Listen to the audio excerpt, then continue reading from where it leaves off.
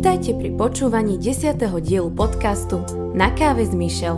Je to výnimočná chvíľa, pretože práve dnes oslavujeme nielen 10. epizódu, ale aj rok od vydania prvého podcastu. V duchu vianočnej atmosféry sa Michelle rozhodla podeliť sa s nami o tému s názvom 3 priania, ktoré sa nesplnia. Áno, dobre ste počuli. Pripravte sa na rozprávanie o živote, túžbách a realite, ktorá sa častokrát nerovná rozprávkovo splneným prianiam. Čaká nás nezabudnutelné vianočné dobrodružstvo, takže si zalejte šálku obľúbenej kávy a vychutnajte si počúvanie tejto jubilejnej epizódy. Je to neuveriteľné, ale toto je už 10. epizóda podcastu Na káve s Michelle. Práve minulý rok, myslím, že to bolo v novembri, sme vám priniesli úplne prvú epizódu. A teraz prichádzame s vianočnou epizódou, keďže je aj nahrávaná v decembri a aj vám bude ponúknutá presne na Štedrý deň. Tak je to také zvláštne a teším sa z toho a myslím, že nie len ja, ale všetci, ktorí za týmto podcastom stoja. No a keďže sú tie Vianoce, aj keď ja viem, že už nám to možno ide na nervy a všade na nás vyskakujú nejaké reklamy, kde nám pripomínajú, že si musíme udržiavať nejakého vianočného ducha a vianočnú atmosféru. Ale ja dnes budem taká trošku vianočná, pretože budem hovoriť o želaniach. Možno, že ako dospelí z toho už nerobíme také halo, ako keď sme boli malé deti, ale predsa len, keďže je to Štedrý deň, tak máme byť navzájom k sebe štedrí a dávame si rôzne darčeky. A ja si pamätám, že ako dieťa, keď som dostala darček, tak to malo v sebe úplne takú inú šťavu. Bola som z toho úplne nadšená a chcela som to vykričať úplne každému a všetkým a po celý rok by som o tom hovorila. Lebo áno, vtedy rodičia presne vedeli, že po čom túžim. Takže mi to aj splnili, ale čím viac sme starší, tak tým je možno ťažšie nám splniť niektoré veci. Ale predsa len máme nejaké želania, ktoré by sme si chceli, aby sa nám splnili. Máme ich tak nejako v mysli a možno ich aj opakujeme nahlas. A myslím si, že sú spoločné pre nás všetkých, ale ja dnes budem hovoriť o takých konkrétne želaniach, ktoré sa nám nikdy nesplnia. A toto neznie veľmi pozitívne a viem, že mala by som byť teraz taká pozitívna. Aj budem, ale nechajte sa prekvapiť, pretože spolu si tak možno otvoríme také 3 oriešky, v ktorých budú želania, ktoré sa nám nikdy nesplnia. Takže želanie číslo 1. Chcem mať od každého pokoj. Pokoj je jedna z vecí, ktoré si želáme veľmi často a ani sa nie čo čudovať, pretože práca nás zahlcuje, vzťahy nás zahlcujú, všetko nás zahlcuje, máme neskutočne veľa povinností a je takým nepríjemným zvykom, bohužiaľ, že teraz už veľa ľudí má nielen jednu prácu, ale dokonca 2 práce. Takže kto by si popri tom neželal mať pokoj? Kto by si popri tom neželal mať taký úplne dokonalý deň, kedy by úplne sa prestal starostiť, prestal by sa naháňať, prestal by sa stresovať, všetko by bolo tiché, pokojné. Ale bohužiaľ, toto želanie sa nám nikdy nesplní. A asi najlepšie to ilustruje taký umelecký zážitok, nie môj, ale jeden, čo som čítala. Že boli vlastne 2 takí maliari, ktorí dostali za úlohu namaľovať, že ako vyzerá taký pokoj. Tak jeden maliar namaľoval úplne všade taký tichý potôčik, všade také ticho, ani Vánok, v podstate človek len tak tam ležal a nič nerobil, ani sa nehýbal. A takto vlastne tento umelec vyjadril, že toto je pre neho pokoj. No a ten druhý umelec naopak zvolil taký trošku iný prístup a namaľoval, áno, tiež tam bola voda, ale bol to taký mocný prúd, bolo vidno, že sa tam jednoducho niečo odohráva v pozadí a bol tam aj taký silnejší vietor a listy sa tak pohybovali, ale človek, ktorý bol na tomto obraze nejakým spôsobom znázornený, tak napriek tomu zostal taký uvoľnený. A myslím si, že presne toto je to, čo môžeme dosiahnuť a čo aj máme my dosiahnuť. Nereálne želanie je, aby sme mali naozaj taký pokojný deň, že sa nič zle nestane, že nebudeme mať povinnosti, že nebudeme sa musieť za ničím nejakým spôsobom náhliť. To by sme možno všetci chceli, ale bohužiaľ to sa nám nikdy nesplní. Ale môže sa nám splniť to, že aj napriek tým nepokojom, ktoré sú navôkol nás, my si udržíme ten vnútorný pokoj. A práve toto nás učí aj Boh, ktorý nám zasľúbil, keď Pán Ježiš odchádzal z tejto zeme, tak nám povedal, že nám zanecháva svoj pokoj. Že nám dáva svoj vlastný pokoj. To je dar, ktorý sme od Neho dostali a je to niečo výnimočné. Mať pokoj, ktorý mal aj Boží syn. A keď sa pozrieme na život Božieho syna, aký ho mal na tejto zemi, tak v podstate by sme povedali, že nikdy nemal pokoj. Ľudia za ním prichádzali, stále od neho niečo chceli, konal niečo, uzdravoval, robil zázraky, chodil, vyučoval, odpovedal na otázky a aj tá jeho smrť bola veľmi nepokojná, pretože ako vieme, zomrel za naše hriechy na kríži.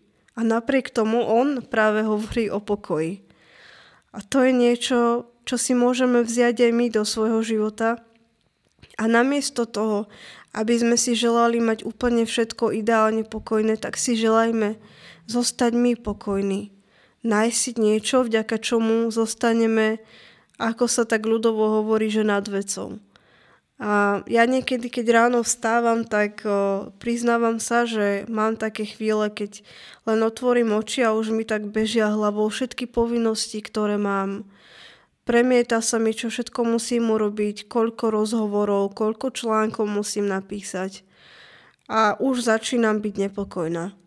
Ale potom, keď prídem na modlitbu a začnem sa rozprávať s Bohom, je jedno, či tá modlitba trvá 5 minút, 10 minút alebo pol hodinu, ale práve vtedy cítim taký relax, taký pokoj. A myslím si, že to je niečo, čo môžeme mať my všetci.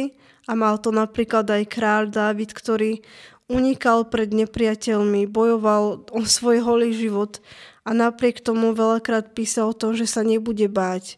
Písal o tom, že nenechá tie okolnosti, aby ho nejakým spôsobom zastavili, odradili alebo znepokojili. Takže neželajme si mať pokoj od všetkých, ale želajme si pokoj, aký mal Pán Ježiš. Želanie číslo 2. Želám si, aby sa nikdy nič nezmenilo. Ako ľudia si veľakrát naozaj želáme, aby všetko zostalo rovnaké a žiaľ, ani toto sa nám nesplní, pretože to nie je celkom možné, aby sa nič v živote nezmenilo. Práve dnes som robila taký rozhovor alebo odpovedal mi na otázky prostredníctvom mailu jeden psychológ, ktorý hovoril, že na konci roka bývajú ľudia takí frustrovaní. A je to pre nich tak psychicky náročné obdobie aj z toho dôvodu, že končí sa niečo. Máme tu jednoducho oslavu síce áno nového roka, ale vždy, keď niečo nové začína, tak logicky nám z toho vyplýva, že niečo sa musí aj skončiť. A ľudia nie sú pripravení na to, aby niečo nové začali, keď si prechádzajú cez nejaké ťažkosti. Takže zmena v nás vyvoláva obavy, vyvoláva v nás otázniky, nechceme ju, pretože pre nás predstavuje niečo stresujúca a dokonca aj naše telo sa voči tomu môže veľmi brániť. A čo je ešte také zvláštne je, že napriek tomu, že zmena môže byť niekedy aj k dobrému a aj samozrejme býva k dobrému, tak aj vtedy veľakrát ju nechceme, pretože aj na to zlé sa dá zvyknúť.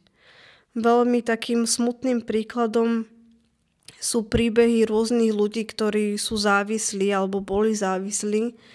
A čítala som raz také zhrnutie jednej ženy, ktorá robila vlastne takto misiu a chodila svedčiť o Bohu narkomanom a jedna taká žena túto zvesť prijala a bola taká z toho veľmi nadšená a aj sa rozhodla, že zmení svoj život. Ona v tom čase sa dokonca dala na prostitúciu, aby si zarobila na drogy. A rozhodla sa, že s tým prestane. A táto misionárka ju zanechala s takým dobrým pocitom, že vykonala dobre svoju prácu a že nejaká žena je zachránená a ide do dobrého. Ale netrvalo to dlho a takou zhodou okolností práve v ten istý deň potom večer stretla, že sa vrátila presne na to isté miesto. A bolo to preto, lebo tá žena, keď o tom začala premýšľať, tak cítila obrovskú bolesť zo zmeny. Cítila, že jednoducho na tú zmenu nie je pripravená a nechcela ju. A je to smutné, ale naozaj sme takí. Ale napriek tomu, že prichádzajú zmeny do našich životov, tak neželajme si, aby sa nič nezmenilo. Želajme si to, aby aj napriek tej zmene sme vždy vedeli oceniť to dobre, čo nám tá zmena prináša. Pre mňa tento rok bol plný zmien, napríklad som zmenila prácu a tiež to pre mňa bolo veľmi ťažké. Pamätám si, že prvé 2 týždne som bola v takom nejakom rozpoložení, že sa mi chcelo stále plakať, pretože všetko bolo pre mňa absolútne neznáme a myslela som si, že sa cez to nikdy nedostanem. A veľa ľudí mi vtedy hovorilo takú jednu vetu, stále mi to niekto opakoval skoro každý deň, že to chce len čas. Neboj sa, to chce len čas, to sa nejakým spôsobom poddá, to si zvykneš a už potom, keď si zvykneš, tak ani nebudeš vedieť ako a budeš rada, že si tam. Ale mne v hlave stále bežalo, že čo ak ja som tá výnimka a ja si na túto zmenu nikdy nezvyknem. Ale zistila som, že majú pravdu a naozaj po tých 2 týždňoch prišiel taký prielom. Prišiel veľký prielom a ja som si na túto zmenu nielen zvykla, ale som ju privítala, ako sa hovorí, s otvorenou náručou. Takže ak sa bojíte zmeny a želáte si, aby sa nič nezmenilo, tak vás chcem povzbudiť, aby ste sa nebáli. Pretože naozaj to chce len čas a niekedy sa musíme cez tie najťažšie veci v živote pretlačiť. Ale keď sa k ním pretlačíme, tak potom to už bude vyzerať úplne inak. Ako jedna žena, ktorá sa musela pretlačiť k Pánovi Ježišovi, keď bol tu na zemi, bola veľmi chorá a delili ju od neho veľmi veľký zástup. A ona sa ho chcela len dotknúť, pretože verila tomu, že on ju uzdraví. A keď sa pretlačila cez ten veľký zástup, tak sa jej to naozaj splnilo a jeho dotyk ju uzdravil. Takže ak sa budeme pretláčať cez tie zmeny a nebudeme si želať, aby sa nič v živote nezmenilo, tak príde naozaj niečo veľmi dobré. Možno aj uzdravenie našej duše, možno budeme rásť, že veľa vecí nových spoznáme. Pretože či chceme alebo nie, tak tá zmena príde a my môžeme urobiť 2 veci. Buď sa jej prispôsobíme a budeme vďační za to, čo sme prežili a zároveň sa budeme tešiť aj na nové veci, ktoré prídu, alebo môžeme zostať stagnovať a myslím, že to je to najhoršie, čo sa nám môže stať. Takže nebojme sa zmeny. Želanie číslo 3. Želám si, aby sa mi plány nikdy nezmenili. Alebo aby mi vždy vyšlo podľa plánu, ak chcete. Možno to takto znie lepšie. V každom prípade plány nám jednoducho nevychádzajú. A ako ja zvyknem často opakovať, tak je to súčasť života, ale taká celkom nepríjemná, pretože kto by chcel, aby mu nejaký jeho plán nevyšiel. Veď keď už si s tým dáme takú námahu, že si niečo naplánujeme, tak áno, chceli by sme, aby to jednoducho bolo všetko tak, ako to plánujeme, ako sme si to nejakým spôsobom vysnívali. Ale bohužiaľ, ani toto želanie sa nám nesplní. A ako sa z tejto pasce plánov vyslobodiť, nám možno pomôže jeden tragický príklad, ktorý je tiež v Biblii. A je to príbeh Judáša. Pretože Pán Ježiš sa narodil presne tak, ako vlastne sa o ňom aj písalo v proroctvách. Ľudia na ňo už veľmi dlho čakali a z generácie na generáciu sa odovzdávalo posolstvo, že jedného dňa sa naozaj narodí kráľ. Kráľ, ktorý zachráni Izraelitov a ktorý zachráni aj svet. A on sa naozaj aj narodil a v určenom čase si k sebe povolal, vybral si svojich 12 učeníkov a medzi tými učeníkmi bol samozrejme aj Judáš. A čo bolo na Judášovi také najzvláštnejšie je, že Judáš všade chodil samozrejme s ním, ako aj celá jeho skupina a počul všetko, čo hovorí. A nebolo to o tom, že Judáš by nemal Ježiša rád. Skôr to bolo o tom, že Judáš mal svoju vlastnú predstavu. On mal svoj vlastný plán. A myslel si, že Ježiš má byť ten, ktorý vyslobodí Izraelitov konkrétne z nadvlády Rimanov. On očakával nejakú fyzickú silu, nejakú fyzickú možnosť záchranu. A práve preto urobil aj to, čo urobil, alebo bol to jeden z dôvodov, prečo to urobil, že ho zradil, ako vieme, za 30 strieborných, predal ho, aby ho mohli farizeovia zajať a aby mohol byť neskôr teda ukrižovaný a nebol z toho šťastný, pretože až neskôr si uvedomil, čo urobil a jeho život sa končí tragicky tak, že sa obesil. A celé to bolo vlastne preto, lebo nebol schopný prijať tú predstavu Ježiša, ktorý je iný kráľ, než možno on očakával. Áno, nielen on očakával, že to bude kráľ, ktorý ich vyslobodí z rímskej nadvlády, pretože Rímania ich utláčali a oni nechceli byť utláčaní a nechceli žiť takýmto spôsobom života, takže na jednej strane sa ani nie je čo čudovať, pretože kto by chcel takto žiť. Určite to bolo pre nich aj veľmi bolestivé, ale na druhej strane ten plán, ktorý mal Boh a ktorý prišiel Ježiš naplniť, bol oveľa lepší.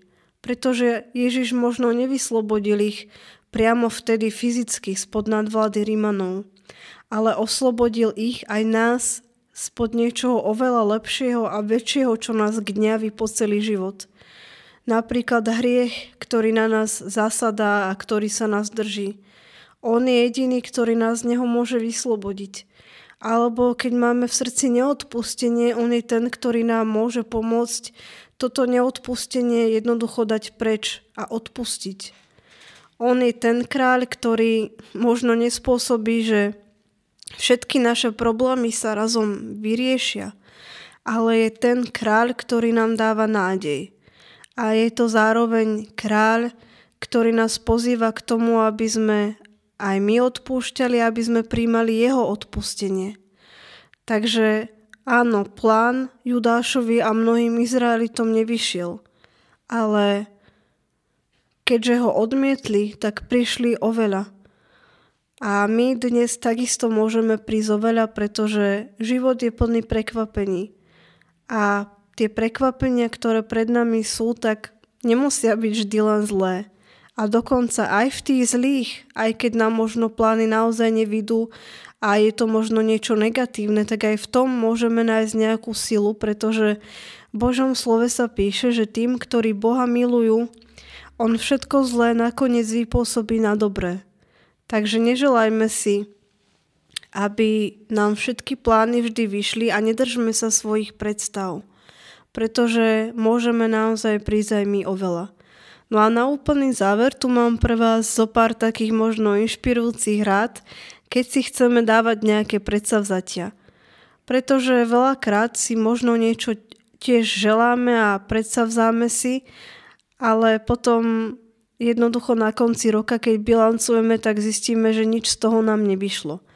Ale nevždy je všetko len o tom, že niekto iný nám niečo má dať, ale veľa z tých vecí si dovolím povedať, ktoré si dávame ako predsavzatia, sú práve tie, ktoré aj my máme svoj podiel, že máme niečo urobiť, máme byť iniciatívni. Napríklad, minulý rok som si predsavzala, že jedného dňa ja budem mať podcast. Vyšlo to z toho, že v roku 2020, keď bola teda pandémia koronavírusu a boli sme izolovaní, tak som vo veľkom začala počúvať podcasty rôznych amerických kazateľov a veľmi ma to vtedy povzbudilo a posilnilo, pretože mali veľmi dobré vyučovania a som vtedy mala veľmi ťažké obdobie. A už dlho vo mne bola taká túžba, že chcem aj ja niečo priniesť ľuďom, po čom by možno bolo aspoň na chvíľku lepšie. A veľmi dlho som o tom premýšľala, až nakoniec som sa rozprávala s niekým, o kom som vedela, že by mi v tom mohol pomôcť. A práve to jedno moje rozhodnutie, tá jedna iniciatíva potom spustila to, že dnes už počúvate 10. epizódu podcastu. Alebo som si predsavzala, že budem chodiť skôr spať, pretože väčšinou som zvykla ponocovávať, chcela som si pustiť nejaké seriály, na ktoré som cez deň nemala čas. A zistila som, že potom samozrejme logicky ráno som bola taká viac vyčerpaná, nesústredená a kolotoč sa stále točila, som stále bola unavená a vyčerpaná a potom aj frustrovaná a smutná. Až som si teda predsavzala, že budem chodiť skôr spať. A keď som sa rozprávala s jednou spánkovou poradkyňou, tak ona mala veľmi také dobré odporúčania, že čo by sme mali robiť, keď chceme mať taký dobrý spánok. A medzi takéto odporúčania patrilo napríklad, že pred spaním si určite nepozerať žiadne maily, čo som ja robievala, alebo jednoducho nepozerať si správy, ale už naozaj myslieť na niečo veľmi relaxačné. Čiže to je možno taká rada pre tých, ktorí majú rovnaké predsavzatia, že si chcú skôr ísť spať, aby mohli byť ráno aj počas celého nasledujúceho dňa taký možno produktívnejší. Alebo si možno niekto predsavzá, že chce mať lepšie vzťahy vo svojom živote, tak tam takisto je potrebná taká iniciatíva v tom, že nemôžeme čakať, že tie vzťahy sa nám vybudujú samé. Takže si aspoň možno 5 minút z toho dňa stanoviť, že počas 5 minút sa budem rozprávať s mojím kamarátom alebo kamarátkou a opýtam sa ich, ako sa majú. A ono to všetko prinesie ovocie. A úplne taká posledná rada, ktorá sa týka duchovného života, pretože tiež som si predsavzala, alebo teda dlho som premýšľala o tom, že nechcem Bibliu čítať len tak. Čítala som ju každý deň, ale bolo to skôr také čítanie, že prečítala som si, ale keby sa ma niekto opýtal, že o čom som čítala, tak som asi nevedela odpovedať celkom. A chcela som tak hlbšie ísť do Božieho slova, pretože si uvedomujem, že je to veľmi dôležité pre náš život. A tak som si dala taký záväzok, že každý deň budem čítať tú Bibliu a budem sústredená. A vždy si z toho čítania niečo zapíšem. Že vytvorím si taký ako keby biblický denník. No a trvá to už asi mesiac, čo to takto robím a musím povedať, že je to niečo úžasné a určite možno o tom budem hovoriť viac aj počas budúceho roka. Ale naozaj ten náš duchovný život sa nevybuduje len tak. Takže ak máte aj vy takéto predsavzatie, tak stačí úplne také malé rozhodnutie a Boh sa k tomu určite potom prizná a ani nebudete vedieť ako a prídete na to, že vlastne vás to aj baví a že už sa tešíte na to, kedy sa pôjdete modliť, že už sa tešíte na to, kedy budete čítať Bibliu a nebude to pre vás žiadne bremeno, ale naopak bude to pre vás dar. Takže ja dúfam, že vaše Vianoce budú štedré, prajem vám Božie požehnanie a želám si, áno, toto je moje 4. želanie, želám si, aby aj budúci rok bol tento podcast a aby vám priniesol niečo dobré.